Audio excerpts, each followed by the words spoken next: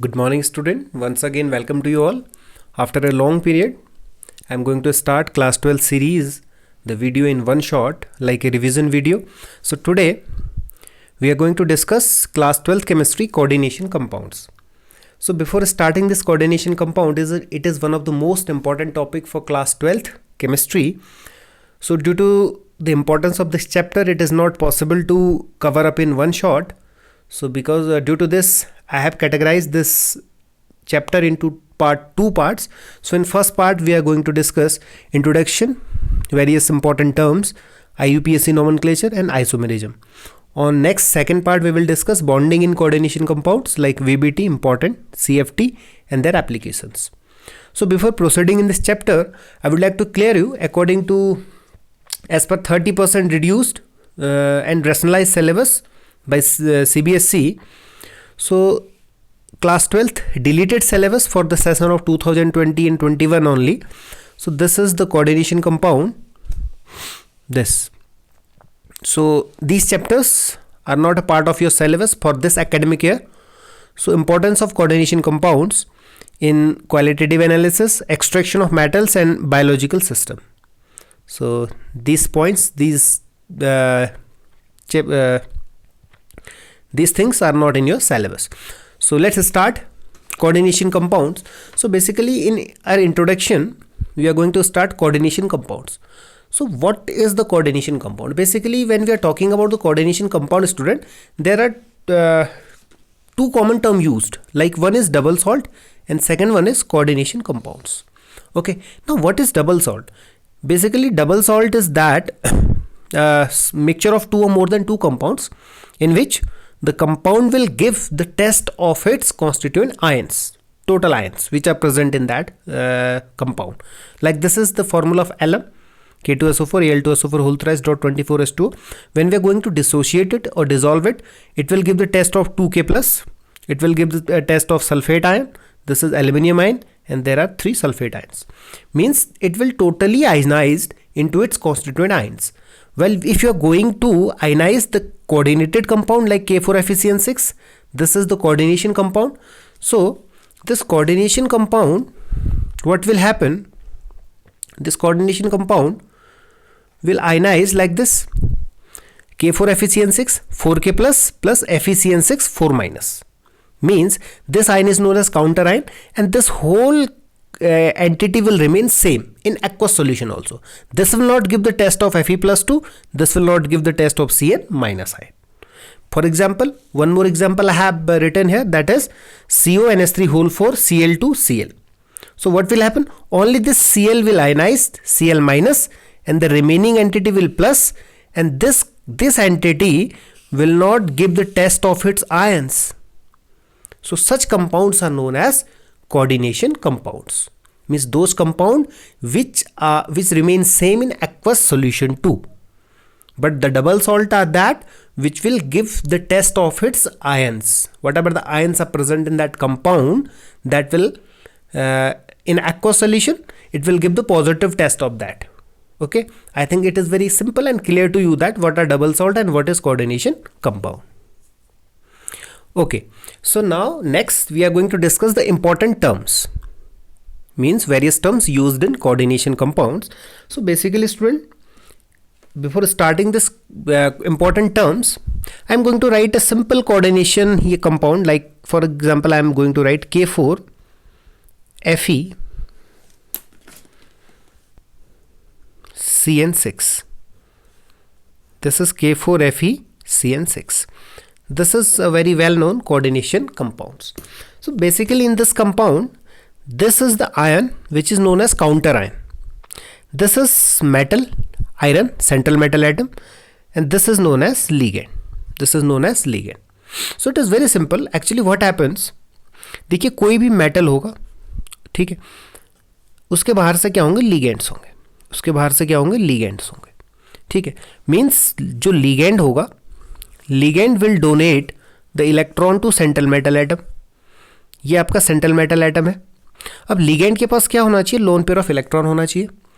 तो वो जो सेंट्रल मेटल एटम को डोनेट कर सकता है, तो लिगेंड के पास अगर इलेक्ट्रॉन प्रेजेंट है तो it can easily donate electron to central metal atom.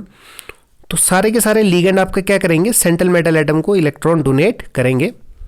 तो एक तरीके से क्या होगा कि जो सेंट्रल मेटल एटम है ना, जो सेंट्रल मेटल एटम भी हो सकता है, आयन भी हो सकता है, so it will act as a electron pair acceptor. You can say that ये लुईस एसिड की तरह बिहेव कर रहा है, लुईस एसिड की तरह। और जो लिगेंड है वो क्या कर रहा है, it is donating electron to central metal atom, means electron pair donor है, मीन्स वो क्या होगा, it will act as a Lewis base. तो जो सेंट्रल मेटल एटम होता है it will act as a Lewis acid, but जो ligand है वो इलेक्ट्रॉन डोनेट कर रहा है सेंट्रल मेटल एटम को, तो वो किसकी तरह करेगा बिहेव, लुईस बेस की तरह। सो इट इज इंपॉर्टेंट कि जो भी लिगेंड सेंट्रल मेटल एटम को इलेक्ट्रॉन दे रहा है, तो सेंट्रल मेटल एटम के पास वो इलेक्ट्रॉन को एकोमोडेट, वो इलेक्ट्रॉन को रखने का स्पेस होना चाहिए, मीन्स वैकेंट ऑर्बिटल्स होने चाहिए जिन पर ये लिगेंड के दिए हुए इलेक्ट्रॉन को रख सकता है। तो बेसिक इस कंपाउंड से हम मोटा मोटा सारी इंपॉर्टेंट चीज़ को ये बहुत अच्छे से ये समझ पाएंगे। ये जो आयन होता है स्टूडेंट, इसको बोलते हैं काउंटर आयन, इधर भी हो सकता है इधर भी हो सकता है। अभी K+ है तो मतलब कैटायन है, या एनायन भी हो सकता है। तो उस तरीके से हमारे पास क्या होगा, this is the counter ion, this is central metal atom, this is ligand, number of ligand is 6। Okay, यही इसका कोऑर्डिनेशन नंबर भी होता है, वो देखेंगे आगे। तो आइए बात करते हैं सबसे पहले सेंट्रल आयन क्या होता है। Means the cation means center of coordination, मतलब basically it is center of coordination, means the cation to which one or more neutral molecule or anion are attached is called central or coordination, center of coordination.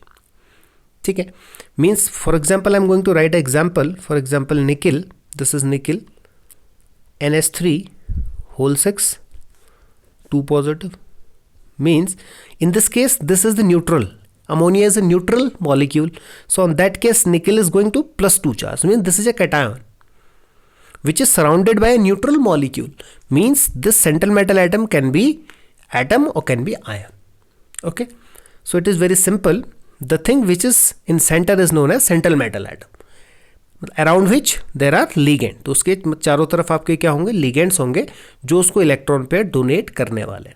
Okay, तो ये depend करेगा central metal atom कौन सा आप ले रहे हो, और उसके पास एक कैपेबिलिटी या वैकेंट ऑर्बिटल्स होने चाहिए कि वो लिगेंड से इलेक्ट्रॉन को ले सकता है। ठीक है, आइए बात करते हैं second thing, that is ligands. अब देखिए यहाँ से आपको लिगेंड की चीज़ें भी क्लियर होगी होंगी। इस केस में देखिए कि यहाँ पर 6 लिगेंड है और कौन से CN लिगेंड है। यहाँ देखिएगा यहाँ पर 6 अमोनिया है, means 6 ammonia are donating electron to nickel. तो इस केस में अमोनिया लिगेंड है, यहाँ पर CN आपका लिगेंड है। ठीक है, अब देखिए लिगेंड क्या होता है, न्यूट्रल मॉलिक्यूल एनायनिक हो सकता है, कैटायनिक हो सकता है, which are directly linked with the central metal atom और ion in a complex are called ligand. Okay, it is very simple. So ligand donate a pair of electron to central metal atom. So ligand are attached to central metal atom through coordinate bond. Means if this ligand is going to donate a pair of electron to central metal atom, so definitely it is attached through a coordinate bond, or you can say dative linkage. Okay, so ligand are normally polar molecules, like you can say ammonia, water, or anionic ligand you can say Cl negative, or you can say Cn negative. So we are going to discuss it. Okay, so some ligands have lone pair of electron that is not engaged in bonding. Okay, sometimes for example this is Cn na? So Cn means C triple bond N. Okay, in this case there are 2 electrons, and this is nitrogen having a lone pair and minus charge. So in that case, if this nitrogen is going to donate the electron, this lone pair is not engaged in bonding. So these are some few exceptions, like Cl negative. With few exceptions, free ligand have lone pair of electron that is not engaged in bonding. Okay, so we will study different kinds of ligand. So first, ligand is what? Ligand is anionic, it might be cationic, or it might be neutral, which are directly attached to central metal atom through coordinate bond. Okay, simple. So now there are types of ligand which are very important. Types of ligand means, first we are going to start types of ligand. Okay, so make your heading types of ligand. So types of ligand means first monodentate means monodentate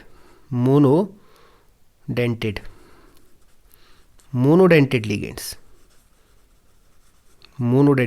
Okay, they have one donor atom, so it is called as denticity. So they have only one donor atom, that means they supply only one electron pair to central metal atom. For example, you can say F negative, okay, you can say Cl negative, you can say what, Br negative, or you can say H2O, water, you can say water having lone pair, you can say ammonia, NH3, or you can say Cn negative. Okay, so it might possible that ligand can be anionic, it can be cationic. This is anionic ligand, this is also anionic ligand, these two are neutral, this is anionic. So cationic ligand are very few, but these are not very stable also. So only you have to understand cationic and neutral ligands. So monodentate ligands are what? Which have only one donor atom. Means according to their denticity they are known as unidentate or monodentate. Okay. So simple examples are there. So suppose the second type is bidentate ligand. Number 2 is bidentate ligand. Okay, means ligand which have two donor atoms. So this is very important. The first one is En. You can say, you can write its full name, that is ethylene diamine. This is ethylene diamine. In short, you can write it En. Okay, so what is the structure of ethylene diamine? That is CH2 NH2 single bond CH2 NH2. Means there are two donor sites where one nitrogen will donate electron and this is second nitrogen can donate electron. So such ligands are known as bidentate ligands. Okay, similarly there are, next example is oxalate. Second example is oxalate. Okay, oxalate means C2O4 minus 2. Oxalate is C2O4 2 minus. Okay, you can write it C2O4. Okay, 1 2 3 4, and this is O, this is O, minus charge. So this is oxalate, C2O4 2 minus, means one donor atom is this oxygen, one donor atom is this oxygen. Okay, C2O4 2 minus. So this is bidentate ligand. So there may be different examples like glycinato. The one more common example is glycinato. Okay, I am going to write here glycinato. In short, you can write it GLY. Otherwise, glycinato. GLYCINATO. Glycinato. Okay. So the formula of glycinato is what, student? That is CH2 NH2 CO O negative. NH2 CH2 CO negative. This is glycinato. Okay. Now there it also have two donor side. One is from this nitrogen, one is from this oxygen. So this ligand is known as, these ligands are known as bidentate ligand. Okay. So similarly you can understand what are the tridentate ligand and what are the tetradentate ligand, hexadentate, pentadentate. Okay. So the common examples are these. Okay, you can understand it. The tridentate ligand, the very common, that is triene. Okay, triethylene tetramine, and pentadentate also, and hexadentate is very common, that is EDTA. It is very common, hexadentate ligand. It will have 6 donor sites. Okay, ethylene diamine tetraacetate. It is also very common and simple, which is also given on your NCERT book. So these are the classification of ligands on the basis of the donor sites. Means if the ligand have only one donor site, it is known as monodentate ligand. If the ligand have two donor site, bidentate, 3 donor site, tridentate, 4 donor site, tetradentate. Okay, triene is a tetradentate. Okay, sorry, and tridentate is diene, diethylene triamine. Okay, similarly you can draw the structure from your book, but the basic thing is that according to the donor side, the ligand can be classified into monodentate, bidentate and tridentate ligands. Okay. Now on the same note, as we all know about the denticity and their classification, one is known as very important topic, that is chelating ligands. Okay, note down, that is chelating ligands.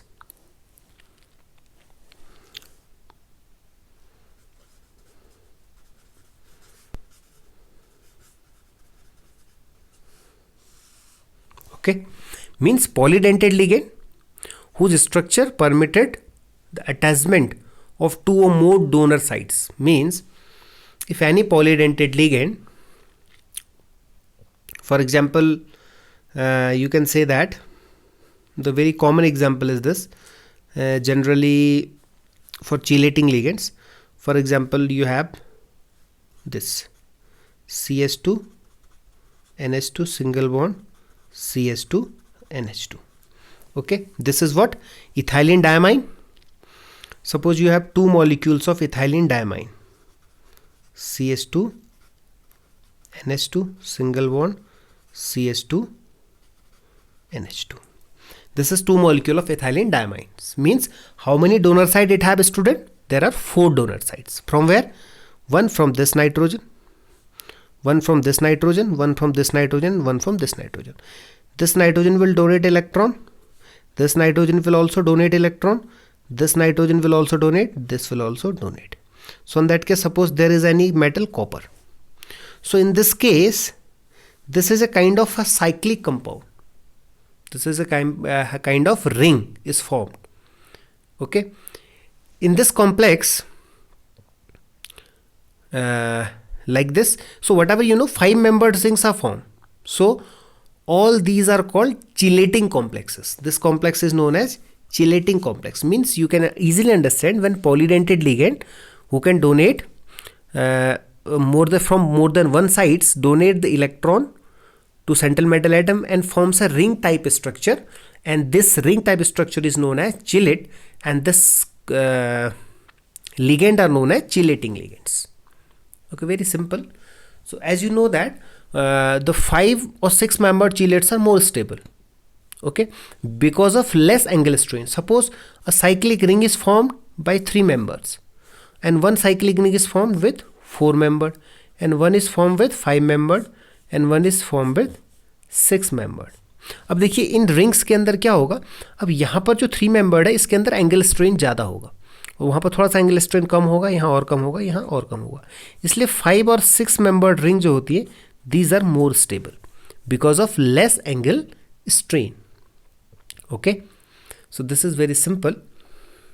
And similarly, one more term is the ambidentate ligand. Okay, ambidentate ligand. Ambidentate ligand.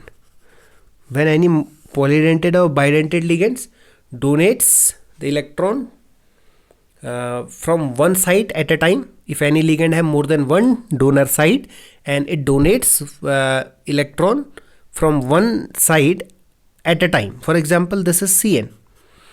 So I have also draw the structure of CN here. Okay, this ligand, if it donates from nitrogen at a time, and it can also donate from carbon, so it is known as cyno, and this is also known as isocyano.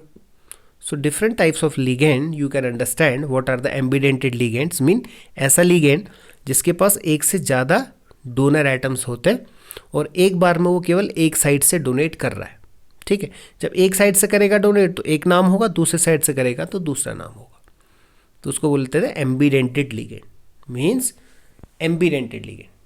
Okay, like CN के case में क्या होगा, एक बार इसको बोलेंगे cyano. Cyano अगर donor कौन है, कार्बन. अगर नाइट्रोजन है NC ये लिख दिया तो क्या हो जाएगा, isocyano. It is known as isocyano. So such ligand are known as ambidentate ligand. Okay, there are different examples. NO2, ONO, means for example NO2, it might be from nitrogen will be a donor. This is ONO. Oxygen can be a donor. SCN, SCN, it might be NCS. So such type of ligands are known as ambidentate ligand. Such ligand are known as ambidentate ligand. Okay, so basic terminology you can understand from your books also, but the basic hint is this. Okay, next we are going to understand the most common and important topic, that is IUPAC nomenclature. Okay, so I'm going to share you a list. You can easily note the types of ligand. Okay, this is the list of ligands. This is the list of ligand. You can note it from here. This is the monodentate ligand. Okay, note down. You can take a screenshot here. Common name, this is water, ammonia, and this, and these are the negative ligands. Okay, again you can take a screenshot. So this is native ligands. So from your books there are number of ligands. Okay, bidentate, tridentate. Okay, the structure is also given on your book. I'm trying to show you the different ligands here. Okay, this is the types of ligands. Okay, acetate, thiocyanate, like this. Okay, you can also note the structure of this. EDTA, this is also there. Okay, ethylene diamine tetraacetate. So it is not necessary for you to remember all these ligands. By practice you can easily remember it. Okay, so now the next we are going to discuss is IUPAC nomenclature. Okay, so to start IUPAC nomenclature, it is very necessary or important कि आपको थोड़ा सा ligand के basic classification समझ में आ जाए कि what are the ligand, monodentate, bidentate, tridentate क्या होते हैं. Okay, now IUPAC nomenclature. तो most important topic IUPAC nomenclature of coordination compounds or coordinated compounds. So the basic thing is that whenever you are going to write the IUPAC nomenclature, there are some rules. There are some rules for writing the IUPAC nomenclature. Means, for example, you are going to write a simple compound, for example NaCl. So what is the name of this compound? Chloride sodium or sodium chloride?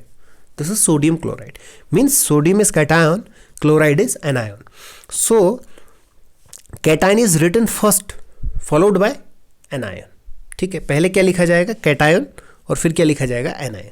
पहला rule ये ध्यान रखेंगे. Number cation followed by anion को याद रखेंगे, number 1. And the number 2 thing, सबसे पहले कौन आएगा? लिगेंड. First thing ligand. फिर कौन आएगा? Means central metal atom, central metal atom और ion. Then oxidation number, then oxidation number. बस, only remember these rules and some rule I will tell you. So first you have to understand कि जो भी आपके पास anionic ligand है student, कौन सा ligand है? Anionic ligand. एनायोनिक लिगेंड, जो भी आपके पास एनायोनिक लिगेंड है, ठीक है. फॉर एग्जाम्पल मैं आपको ये बताता हूँ, जैसे आपके पास है नाइट्राइट है, मान लीजिए क्या है आपके पास? NO2 minus. ओके, ठीक है. या फिर आपके पास है मान लीजिए क्लोराइड, Cl नेगेटिव. ठीक है, ये भी एनायनिक है लिगेंड. तो क्या करना है? एनायनिक लिगेंड विच, मतलब जिनका जो नाम होगा, जैसे क्लोराइड ID आ गया, या फिर नाइट्राइट आ गया, ठीक है, या फिर सल्फेट आ जाएगा, कुछ भी आ जाएगा. तो उसमें आपको क्या करना है? जो नाइट्राइड है, क्लोराइड है, इसका E को रिप्लेस ये करना है, -E कर देना है, और क्या कर देना है इसमें? +O कर देना है, -E + O. तो suppose this is chloride, CHLORIDE, chloride. तो इसमें से E को हटाइए और क्या लगा दीजिए? E के बदले O लगा दीजिए. E के बदले क्या लगा दीजिए? O लगा दीजिए. ठीक है, तो नाम क्या हो जाएगा? CH क्लोरिडो. क्या नाम हो जाएगा इसका? क्लोरिडो. तो सिंपल सी आपके पास कुछ लिगेंड्स होंगे आपकी बुक में. आप क्या करेंगे? जितने भी एनायनिक लिगेंड्स हैं उनके नाम आपको मालूम होंगे. जैसे सल्फाइड है, फॉर एग्जांपल S-2, इसको बोलते हैं सल्फाइड, तो इसका नाम क्या हो जाएगा, sulfido. This is sulfido. Okay, मान लीजिए Br नेगेटिव है तो ये क्या हो जाएगा, ब्रोमाइडो। I नेगेटिव है तो क्या हो जाएगा, आइडिडो। ठीक है, तो सिंपल सी चीज़ है। मान लीजिए आपके पास है N3 नेगेटिव तो ये एजाइड होता है तो इसका नाम क्या हो जाएगा, एजाइडो। ठीक है, तो ये सिंपल सी ट्रिक आपको पता होनी चाहिए कि जो एनायनिक लिगेंड है उनके लास्ट से ई हटाना है और ओ को प्लेस करना है, ओ को ऐड कर देना है। ठीक है, and the second thing is जो न्यूट्रल लिगेंड है, फॉर एग्जांपल आपके पास क्या है, कुछ याद ये करने पड़ेंगे आपको, वाटर हो गया, NO2 हो गया, या फिर CO हो गया, या अमोनिया NH3 हो गया, इनके नाम आपको याद करने ही पड़ेंगे। ठीक है, वाटर को क्या बोलते हैं, एक्वा बोलते हैं, वाटर इज एक्वा। NO2 को क्या बोलते हैं, nitrile, NO2 is nitrile. CO को बोलते हैं कार्बोनिल, इंपॉर्टेंट है, इसको ध्यान रखेंगे, carbonyl. Okay, NH3 is known as ammine, AMMINE, ammine, important है, नोट करेंगे।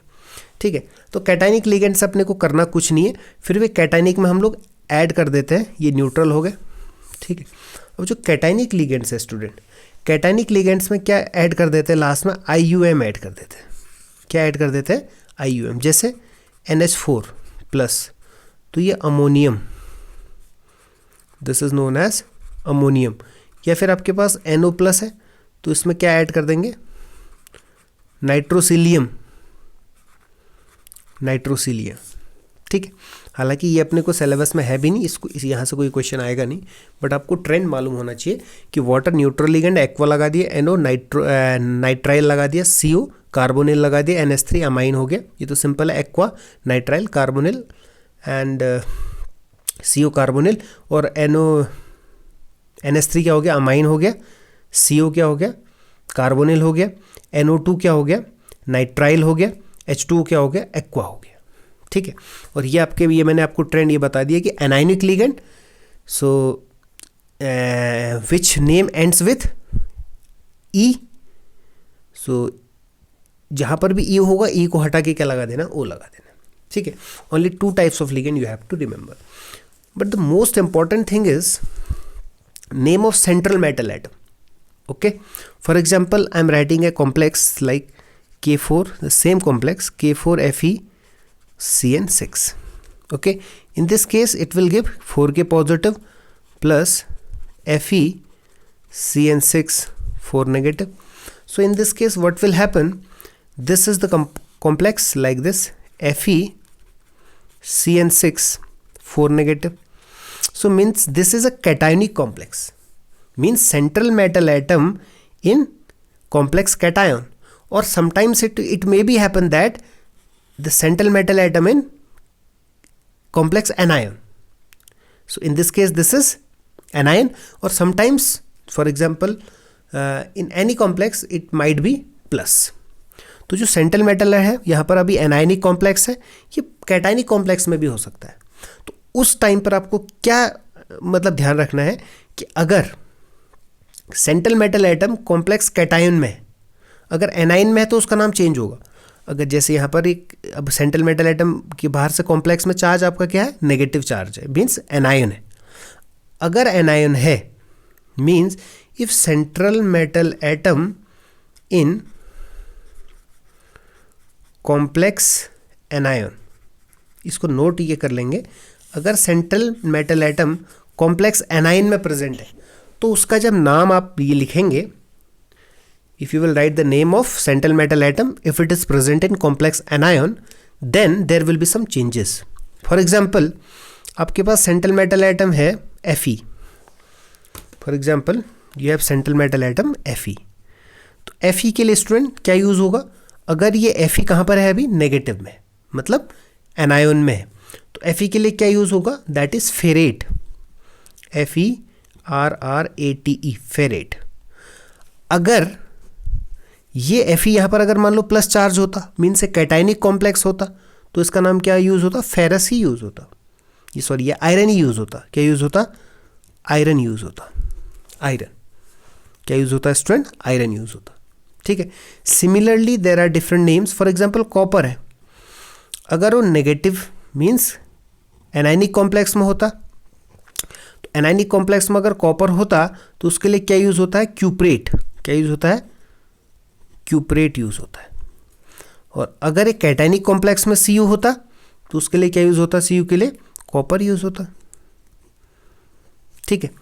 सिमिलरली अगर मान लीजिए कोई एटम बोलिए, सपोज मान लीजिए Ag। ठीक है, Ag को क्या बोलते हैं, सिल्वर। सिल्वर कहाँ होगा, अगर कैटायनिक कॉम्प्लेक्स है सिल्वर यूज होगा। अदरवाइज इसके लिए क्या होगा, ARGENT, अर्जेंटेट। क्या यूज होगा, अर्जेंटेट। तो इसी तरीके से अगर मान लो AU आ गया, ठीक है, तो AU के लिए क्या होगा, एयूरेट होगा। PB आ गया, प्लम्बेट होगा। PB आ गया, प्लम्बेट हो गया। SN आएगा मान लीजिए तो स्टेनेट हो जाएगा। ठीक है, तो ये ग्रीक वर्ड है, इसमें 8 लगा देते हैं। तो सिंपल सी चीज़ है, कुछ कॉमन आपने याद, ये जो कुछ कॉमन से हैं कि बस ये नाम सिर्फ चेंज कब होगा, जब आपका central metal atom complex anion में प्रेजेंट है। अगर कॉम्प्लेक्स कैटाइन में है तो उसका नेम सेम आएगा, और कॉम्प्लेक्स कैटाइन में है तो उसका नाम आपको चेंज करना ही ये मतलब पड़ेगा। जैसे निकिल है तो निकिलेट, Fe है तो फेरेट, Cu है तो क्यूपरेट, Pb है तो प्लम्बेट, Sn है तो स्टेनेट। ठीक है, Pb है तो प्लम्बेट, Sn है तो स्टेनेट, Au है तो क्या हो जाएगा, बोलिए, एयूरेट हो जाएगा। Au है तो नोट कर लें, AURAT, ठीक, एयूरेट। ठीक है, तो ये आपके बेसिक से रूल्स हैं। अगर आपको ये रूल्स आते हैं तो इजीली आप लोग आसानी से IUPAC नोमेनक्लेचर कर सकते हैं। चलो अब मैं आपको कुछ एग्जांपल देता हूँ, सो लेट्स ट्राई इट। ठीक है, चलिए ट्राई करते हैं 1-2 एग्जांपल्स, तो और कोशिश करेंगे कि आपको समझ आया कि नहीं आया। For example I am writing a complex AgNH3 whole twice Cl and this is plus. अब बताइए, सबसे पहले क्या करेंगे बताइए, सबसे पहले अपने को लीगेंड ही लिखना है। ठीक है, तो लीगेंड हम यहाँ पर क्या है, देखिए, एक क्लोराइड है और दूसरा अमाइन है। तो वहाँ पर क्या करेंगे, अल्फ़ाबेटिकली क्या देते हैं, मतलब प्रेफरेंस देते हैं। IUPAC का वो तो ये मतलब नॉमेनक्लेचर बड़ा आसान है। तो पहले कैटाइन आता है और ये कैटाइन ही अपने को दिया हुआ है। तो देखिए इसका नाम कैसे लिखेंगे बताइए। देखिए यहाँ पर सबसे पहले अमाइन आएगा, कितने अमाइन है, डाई, तो नाम क्या हो जाएगा, diammine. This is diammine. Okay, इसके लिए क्या आएगा बताइए, Cl है, तो Cl के लिए क्या आता है बताइए, अभी बताया था, क्लोरिडो या क्लोरिडो, डायमाइन क्लोरिडो। Ag देखिए अब कहाँ पर है, पॉजिटिव में, देखिएगा अभी बताया था कि अगर कॉम्प्लेक्स कैटाइन में होगा तो वही नाम ये रहेगा, अगर अब ये नेगेटिव में होता तो तब अर्जेंटेट आता। ठीक है, तो यहाँ पर क्या आएगा, Ag के लिए बताइए सिल्वर ही आएगा। क्या आएगा, सिल्वर। ठीक है, अब ध्यान ये रखिएगा, सिल्वर। अब क्या निकालेंगे इसका, ऑक्सीडेशन स्टेट। क्या निकालेंगे, ऑक्सीडेशन स्टेट। शायद मैंने आपको ये मतलब बताया नहीं कैसे ये निकालते हैं, अभी मैं आपको ये बता देता हूँ। सिल्वर इसका ऑक्सीजन स्टेट आएगा बच्चों 2, तो उसको लिखते हैं रोमैन में, उसके बाद थोड़ा सा स्पेस। ठीक है, बस हो गया, इतना ही कंपाउंड है, डायअमाइन क्लोरिडो सिल्वर सेकेंड। अब देखिए थोड़ा सा यहाँ पर आपको IUPAC नोमेनक्लेचर निकालना भी मैं ये सिखा देता हूँ। वही अपना एग्जांपल ये लेते हैं। For example this is K4FeCN6। ठीक है, अगर आपको निकालना है यहाँ से oxidation state on central metal atom, तो 2 तरीके हैं। देखिए सबसे पहले तो आप इसको आयनाइज ये कर लीजिए, K4 है तो टूटेगा 4K प्लस ये कैसे, ये टूटेगा FeCN6 4 नेगेटिव। अब यहाँ से क्या होगा, ये देखिए अपने को इसी कॉम्प्लेक्स पे चाहिए ऑक्सीडेशन स्टेट, तो Fe का मान लेते हैं X प्लस Cn होता है -1, जो लिस्ट मैंने आपको दिखाई थी उसमें लिखा हुआ है। तो 6Cn है तो क्या हो जाएगा, 6 × -1 is equal to total charge कितना है, -4। तो क्या हो जाएगा, X - 6 is equal to -4, X is equal to -4 + 6 that is +2। तो यहाँ पर Fe की स्टेट कितनी आ गई, +2 आ गई। तो इस कॉम्प्लेक्स में देखिएगा कैसे निकाला हम लोगों ने, अमोनिया न्यूट्रल ये लिगेंड है, Ag का मान लिया हमने X प्लस Cl होता है -1, X - 1 इज इक्वल टू +1। तो देखिएगा X - 1 इज इक्वल टू +1, तो X इज इक्वल टू -1 उधर जाएगा, कितना आ जाएगा, +2। तो इसलिए लिखा हुआ है यहाँ पर सिल्वर +2। ठीक है, तो कोई भी ले लीजिएगा, बस आपको क्या करना है, आसानी से। या फिर आप ऐसे भी निकाल सकते हैं, जो अपने को IUPAC नोमेनक्लेचर के जो ऑक्सीडेशन नंबर निकालने के रूल्स होते हैं वही रूल्स यहाँ पर भी लगेंगे। देखिए पोटेशियम +1 होती है तो 4 है पोटेशियम, तो हो जाएगा 4 प्लस, अगर आप ऐसे ब्रेक नहीं कर रहे हो तो ऐसे निकाल दीजिए, पोटेशियम का हो गया +4, 4 हो गया, प्लस वो एक पोटेशियम +1, 4 है तो 4 × +1 4। Fe का फिर से बोल देते x प्लस Cn -1 होता है तो कितना हो जाएगा -6 इज इक्वल टू 0। तो ये देखिएगा 4 + x - 6 इज इक्वल टू 0, तो x is equal to again कितना आ गया +2, x is equal to again +2। ठीक है, -4 + 6 मतलब x - 6 is equal to -4, -4 + 6 that is +2। तो इस तरीके से भी निकाल सकते हैं। ठीक है, so these are some examples by which you can try more example, but simple सी चीज़ है। एक बड़ा इंपॉर्टेंट सा कंपाउंड याद आ गया, ये लिखिए। फॉर एग्जाम्पल आपके पास है lithium aluminium hydride, lithium aluminium hydride, मानो ऐसे लिखा हुआ है। ठीक है, अब देखिए क्या करेंगे, सबसे पहले नाम आप खुद इसका ये ट्राई करिए। बाहर से कैटाइन कौन आएगा, लिथियम, Li+, ये आएगा माइनस। ठीक है, ये कर लीजिए, इसका नाम क्या हो जाएगा, लिथियम, लिथियम थोड़ा सा स्पेस, फिर क्या हो जाएगा टेट्रा। अब यहाँ पर इंपोर्ट देखिए, हाइड्रोजन है, हाइड्राइड है, इसको बोलते हैं हाइड्राइड, तो पीछे ओ लग जाएगा तो क्या हो जाएगा टेट्रा हाइड्रिडो, टेट्रा हाइड्रिडो। अब देखिए यहाँ पर एल्यूमिनियम देखिए नेगेटिव में है ना, तो क्या हो जाएगा एल्यूमिनियम का एल्यूमिनेट, क्या हो जाएगा एल्यूमिनेट, और ऑक्सीजन स्टेट निकालेंगे तो कितना आएगा 3 आएगा। ठीक है, तो यहाँ पर बड़ी आसानी से आप, ठीक है, तो यहाँ से आप बड़ी आसानी से IUPAC नोमेनक्लेचर नोट ये कर सकते हैं। अब देखिए यहाँ से वीडियो बहुत लंबा हो जाएगा, तो मैं आपको ट्राई करता हूँ कि आइसोमेरिज्म नोट्स के थ्रू ये समझा दूँ। आइए चलो नेक्स्ट ये लगाएंगे हेडिंग, दैट इज आइसोमेरिज्म। ठीक है, अब देखिए आइसोमेरिज्म स्टूडेंट क्या होता है, isomerism is a phenomena in which the compound having the same molecular formula but having the different structure, different chain, position, functional group में चेंज हो सकता है। The similar thing is isomerism, but we are going to study the isomerism in coordination compounds. तो जब भी हम लोग coordination compound में आइसोमेरिज्म पढ़ेंगे, ठीक है, तो कैसे देखेंगे देखिएगा। अब जो आइसोमेरिज्म होता है यहाँ पर 2 तरह का होता है, one is structural, one is stereo isomerism. अपने IUPAC अपना आइसोमेरिज्म अपने को NCERT में भी यही सारा ये मत दिया हुआ है। अब देखिए जो आइसोमेरिज्म होगा स्टूडेंट, क्या होगा, अपने को पहला पढ़ना ionization isomerism. Means ionization isomerism का मतलब क्या हुआ, there is difference in the ions produced. Means क्या होगा, देखिए जैसे ये है, मैं आपको कुछ एग्जांपल भी लेके बता दूंगा। फॉर एग्जांपल आपके पास ये कंपाउंड्स है, ये लिखे हुए हैं, देखिए मान लीजिए पहला कंपाउंड है ना, ये वाला कंपाउंड जब आयनाइज होगा तो क्या दे देगा अपने को, ये देगा Pt NH3 का होल 4 I2, और साथ में ये क्या दे देगा 2Cl नेगेटिव, यहाँ 2 पॉजिटिव। और ये वाला क्या होगा देखिएगा, अब देखिए यहाँ पर क्या लिखा हुआ है example, Pt NH3 whole 4 Cl2 I2। ठीक है, अब जब ये आयनाइज होगा तो ये क्या देगा अपने को, ये दोनों आइसोमर्स है स्टूडेंट, इसको नोट कर ले अच्छे से। ये Cl2 ऊपर लिखा हुआ है, ये कंपाउंड होगा ऐसे, मैं लिख देता हूँ Pt NH3 whole 4 Cl2 I2। ठीक है, जब ये आयनाइज होगा तो क्या देगा, यहाँ से Pt NH3 whole 4 Cl2 2 positive plus 2I negative. ठीक है, यहाँ से क्या मिल रहा है अपने को, यहाँ से 2 Cl नेगेटिव मिल रहे हैं ये वाले से, और यहाँ से 2 I नेगेटिव मिल रहे हैं। और वो यहाँ देखिए कंपाउंड क्या है, यानी कि दोनों कंपाउंड का मॉलिक्यूलर फॉर्मूला सेम है, बट जब ये आयनाइज होगा तो ये Cl नेगेटिव आयन देगा और ये क्या देगा I नेगेटिव आयन देगा। Means when there is a difference in the types of ion produce, such isomers are known as ionization isomers.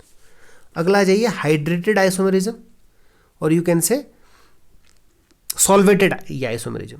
अब यहाँ पर देखिएगा तो 3 आइसोमर लिखे हुए हैं, CrH2 का होल 6 Cl2, CrH2 का whole 5 Cl2, Cl water, CrH2 का होल 4 Cl2, Cl.2H2। अब इन तीनों के अंदर ये देखिएगा, इनमें क्या है कि वाटर का नंबर अलग अलग है। क्या है, वाटर का नंबर अलग अलग है। यहाँ पर हमने क्या किया, एक भी वाटर बाहर नहीं था, यहाँ पर एक वाटर मॉलिक्यूल बाहर है, यहाँ पर दो वाटर मॉलिक्यूल बाहर है, बट इन सभी का मॉलिक्यूलर फॉर्मूला सेम। तो एक तरह का आयनाइजेशन आइसोमरिज्म ही है, बट यहाँ पर वाटर भी साथ में है, तो इसको हाइड्रेटेड आइसोमरिज्म और you can say solvated isomerism भी बोल देते हैं, because water is a good solvent. तीसरा आ जाइए लिंकेज आइसोमरिज्म। क्या आ जाइए? लिंकेज, जिसकी हम लोग अभी बात भी कर रहे थे, linkage isomerism. When any ambidentate ligand show difference in linkage.